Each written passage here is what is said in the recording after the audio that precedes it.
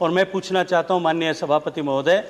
कि जो 92% बांध इंटरस्टेट रिवर्स पर हैं, जिनके होने वाली किसी भी दुर्घटना, चाहे वो बांध में से एकाएक पानी छोड़ना पड़े, चाहे वो बांध में से एकाएक पानी छोड़ा जाए, चाहे वो बांध टूट जाए, और अभी अनामया की चर्चा हमने की था, अभी कुछ लोगों ने उल्लेख किया था, मैं आपके सदस्यों के संज्ञान में लाना चाहता हूं कि अनामया बांध में जब एकाएक पानी आने लगा, उसकी स्पिलवे कैपेसिटी से ज्यादा, 1.5 गुने से ज्यादा पानी उस नदी में बह रहा था। एकाएक निर्णय करना पड़ा कि 5 गेट खोल दिए जाएं ताकि स्पिलवे और गेट्स दोनों मिला करके जितना पानी आ रहा है उतना पानी बाहर निकल जाए। लेकिन बड़े दुख के साथ में माननीय सभापति जी मैं कहना चाहता हूं कि 4-5 गेट में से एक गेट नहीं खुल पाया क्योंकि वो फंक्शनल नहीं था, वो गेट काम नहीं करना था। अब मैं पूछना चाहता हूं कि उसकी जिम्मेदारी किसकी थी? क्या राज्य की उसकी जिम्मेदारी नहीं थी? लेकिन उसका प्रभाव कितनी लंबी दूर तक उसका प्रभाव पड़ा। जिन मवेशियों ने जान गंवाई, जिन लोगों ने जान गंवाई, जिनकी माल की संपत्ति का नुकसान हुआ, क्या उसको लेकर के पूरे देश भर में क्या सर शर्म से न झुका कि जब पूरी दुनिया भर में जब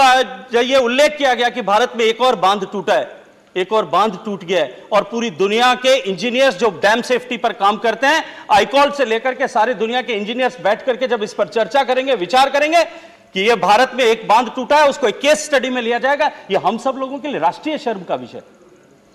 तो क्या इस तरह की एक व्यवस्था क्यों न डेवलप की जाए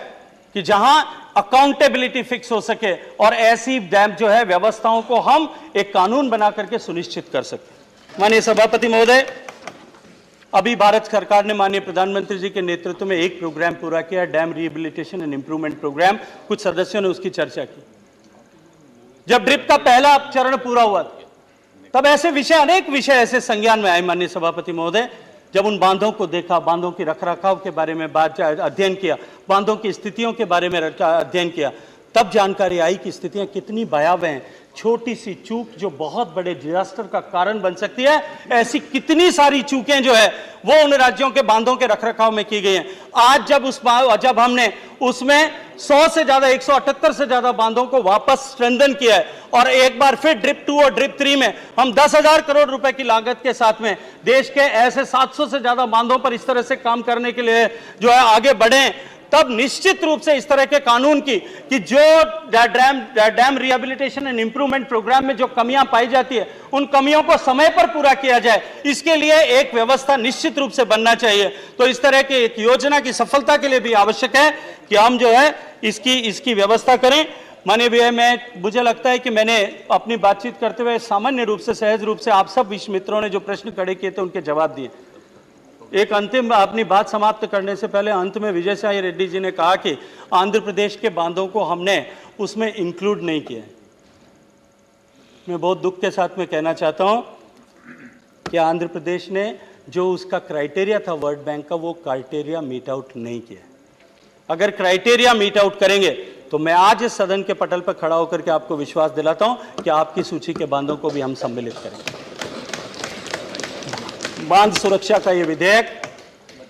पवित्र भाव से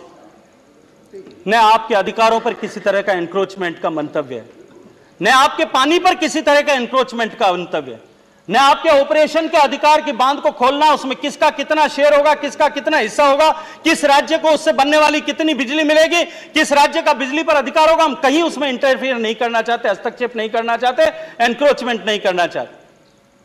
न आपके बांधों के ओनरशिप पर किसी तरह का हम जो है प्रश्न चिन्ह खड़ा करना चाहते, न ऑपरेशन और मेंटेनेंस के आपके अधिकारों पर प्रश्न चिन्ह खड़ा करना चाहते।